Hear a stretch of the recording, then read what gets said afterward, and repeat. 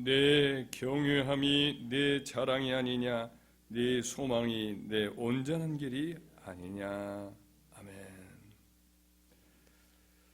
오늘 본문 말씀을 읽어보면 이제 욥의 친구 엘리바스가 욥을 평가할 때 이렇게 말하죠. 내 자랑이, 내 경외함이 내 자랑이 아니냐, 내 소망이 내 온전한 길이 아니냐, 이 말씀을 합니다. 그러니까 내가 그 하나님을 경외하는 것을 너의 가장 큰 자부심으로 생각하지 않았느냐, 내 소망이 다른 데 있지 않고 내 온전한 길로 네가 사는 것, 그 길로 가는 것, 이게 내 간절한 소망 아니냐, 이런 말을 한 거죠.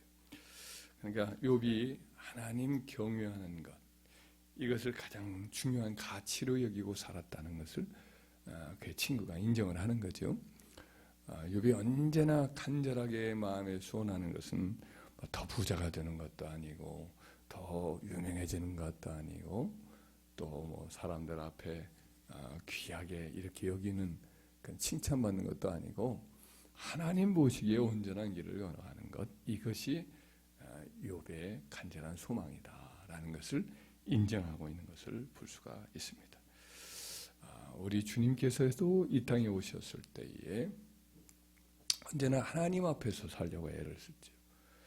하나님을 경외하는 삶이 우리 주님의 가장 큰 간절한 소망이죠. 뭐 사람들에게 인정받고 칭찬받고 더 큰 세상적인 무언가를 얻으려는 것이 아니었잖아요. 그래서 히브리서 기자는 이렇게 말하기를, 그는 육체에 계실 때에 죽음에서 자기를 능히 건지실 이에게 심한 통곡과 눈물로 간구와 손을 올렸고, 그의 경건함을 인하여 들으심을 얻었다. 그의 경건함이라고 표현했는데, 이 경건함이라는 표현은 경외함이라고 이렇게 바꾸어도 뭐 크게 틀린 바가 없습니다.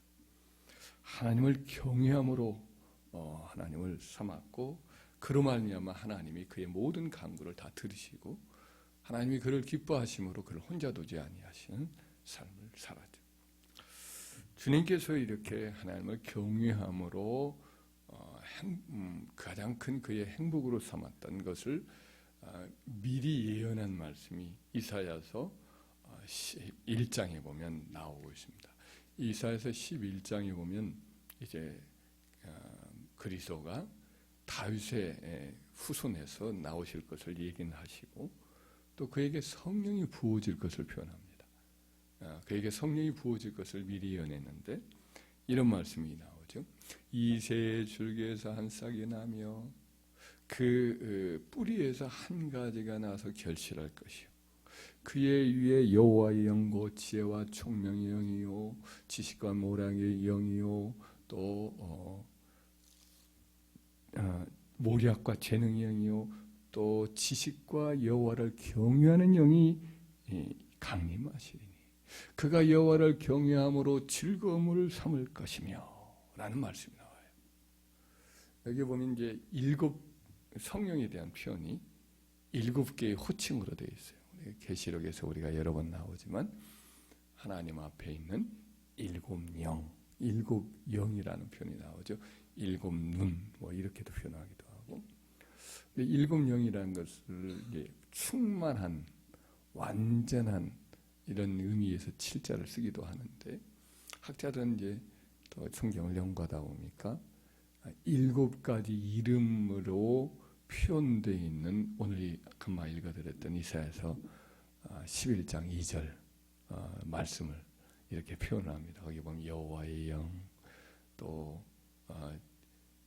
모략과 총명의 영, 또 지식과 또 재능의 영, 또 여호와를 경외하는 영, 7가지가 이렇게 표현이 되어 있죠. 그래서 이제 여호와의 영을 7 영이다 이런 표현을 이제 한 것으로, 그렇게 이제 아까 말했던 이사야서 11장 2절 말씀을 그렇게 이제 근거로 삼기도 합니다. 여하튼 성령에 대한 표현, 지혜와 명철의 영이요, 모략과 재능의 영이요, 지식과 여호와의 경외하는 영이라고 여호와의 영을 그렇게 표현했는데 마지막에 여호와를 경외하는 영이라는 표현이 참 아름답습니다. 그래서 이 여호와를 경외하는 영을 성령을 받았더니 하나님을 즐거워하는 경외하는 것을 가장 큰 즐거움으로 삼았단 말이죠. 하나님을 경외하는 것이 가장 큰 행복인 거죠. 그게 가장 큰 관심이었던 거죠. 우리 예수님이. 그래서 주의 성도들도 주의 백성들도 성령으로 충만해지면 하나님을 경외하는 것이 가장 큰 관심사가 되는 거예요. 하나님을 두려워하고 그를 기쁘시게 하고 하나님이 기뻐하지 않는 것이라면 그냥 싫어하고 뭐 모양이라도 악한 모양이라도 하나님이 싫어하니까 어떤 모양이라도 악을 피하라고 애를 쓰는 거죠. 그래서 사실 욥에 대한 평가가 이제 1장 1절에 나오잖아요. 우스 땅에 욥이라는 사람이 있었는데 그 사람은 온전하고 정직하여 여호와를 경외함으로 악에서 떠난 자더라. 이런 표현이 나옵니다. 그러니까 하나님을 늘 경외하는 것을 욥이 가장 큰 중요한 가치로 삼았던 거 아닙니까? 그렇기 때문에 욥의 비판적인 친구였던 엘리바스조차도 그렇게 인정을 했었는데 그가 그와 같이 여호와를 경외하는 삶을 살았던 것도 사실은 성령이 함께 하셨기 때문이기도 합니다. 그래서 욥기 29장 4절에 보면 내가 원기 왕성하던 날과 같이 되기를 원하노라. 막 힘있고 아프지 않고 막 활동적이고 세상에 여러 모임들이 있으면 한 번도 안 빠지고 다니고 뭐 이런 때를 즐거워한 게 아니라 그때는 하나님이 내 장막에 기름을 발라주셨다. 이 기름을 바르다라는 말은 이제 개역 성경에는 하나님의 우정이 나와 함께 있다 이런 표현을 해요. 근데 이제 원문에 좀 더 가깝게 번역을 한 것이 이제 기름을 바르셨다. 근데 기름을 바른다는 말은 성령의 기름 부음이 있었다는 뜻이죠. 그의 장막에 그 욥이 가정에 하나님의 영이 운행하셨던 것을 보게 됩니다. 하나님의 영이 운행할 때에 욥은 범사에 그가 행한 모든 일들이 하나님 앞에 그를 두려워함으로 악을 일체 피한 거죠. 그래서 예를 들면 자녀들이 결혼식 야단들이 생일날만 되면 서로를 다 초청을 해요. 시집간 세 딸까지도 초청을 해서 형제의 우애를 다지면서 즐거워했는데 꼭 잔칫날 다음에는 욥이 불러요. 욥이 불러서 어때요? 혹시라도 포도주를 지나치게 마셔서 마음으로라도 하나님에 대해서 범죄한 일이 있을까 염려가 돼서 꼭 그 자식들 이름으로 하나씩 번제를 드려서 하나님 앞에 속죄를 드리는 그런 일을 했어요. 욥의 행사가 늘 이러하였더라 이런 평가를 쓰죠. 그러니까 욥의 마음에 항상 하나님이 제일주의로 사는 거죠. 자녀들도 그 욥의 모습을 기억하면서 어느 틈엔가 하나님을 이렇게 섬겨야 되는구나 라는 것을 배운 거죠. 욥이 늘 하나님을 경외하는 삶 이것이 그의 심령에 있었던 것 역시 성령이 늘 함께 하셨기 때문인 것이죠. 여호와를 경외하는 사람의 특징은 자기를 이렇게 신뢰하지 않습니다. 자기를 말하자면 믿지 않습니다. 스스로 방자하지 않습니다. 잠언서 14장 6절에 보면 지혜로운 자는 두려워하여 하나님 경외함으로 악을 떠나나 어리석은 자는 방자하여 스스로 믿으니라 이런 말씀이 나옵니다. 그러니까 여호와를 경외함이 없게 되면 자신만만해져요. 교만해집니다.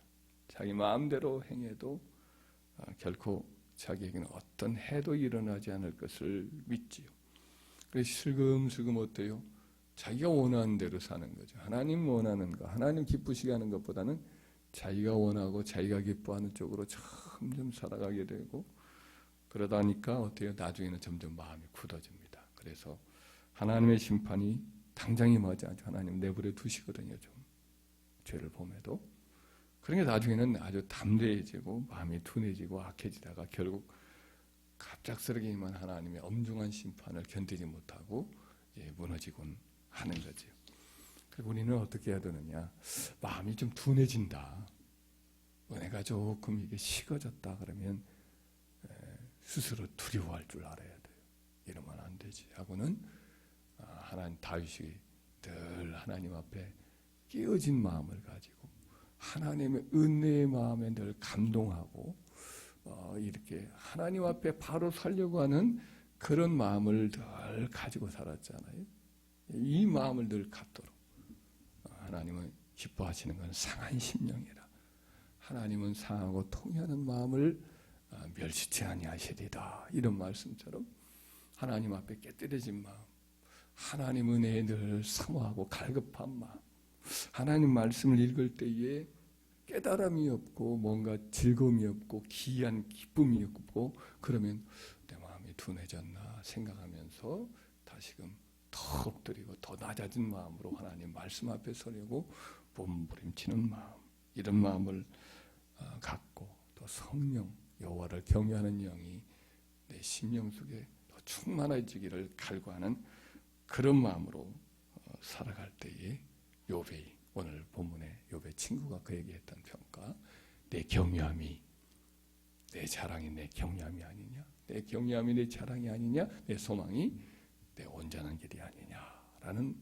그와 같은 말씀을 들었던 것처럼 우리도 그와 같이 하나님을 경외함이 우리의 가장 큰 삶의 목표요, 또 우리 삶을 우리 길을 어떻게든 하나님 보시기에 온전한 길로 걸어가려고 몸부림치는 것이 우리 간절히 소망이라는 그와 같은 평가를 사탄도 질투하고 또 우리를 비판적으로 보는 친구마저도 참 저 친구는 하나님 경외하는 것을 가장 큰 행복으로 삼는구나, 참 하나님 앞에 바로 살려고 몸부림치는구나, 이와 같이 인정받는 저와 여러분 되기를 주의 이름으로